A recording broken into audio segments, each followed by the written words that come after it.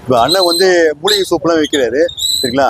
அண்ணன் பேர் கேட்டுக்கலாம். ஆனால் உங்க பேர் சொல்லுங்க. என் பேர் பெரியசாமி. பெரியசாமி, என்னென்ன மூலிகை சூப்லாம் வச்சிருக்கீங்கன்னா? நம்மகிட்ட முடக்கத்தான், தூதுவளை, வாழைத்தண்டு, வல்லாரைக்கீரை, மணத்தக்காளி சரிண்ணா இப்படின்னு மூலிகை சூப்பர் நம்ம சேல்ஸ் பண்ணிட்டு இருக்கோம்ண்ணா. 8 வருஷமா வந்து சேல்ஸ் பண்ணிட்டு இருக்கோம்ண்ணா. 8 வருஷமா பண்ணிட்டீங்களா? சூப்பர்ண்ணா. இப்போ வந்து முடக்கத்தான் சொல்லி எது நல்லதுண்ணா? இப்போ இந்த முடக்கத்தான் வந்து கை கால் வலி, முதுகு வலி, சளி, இரும்பல், நோய் எதிர்ப்பு சக்தி, வாயு பிரச்சனை, இதுக்கெல்லாம் ரொம்ப நல்லதுண்ணா. ஓ சரிண்ணா.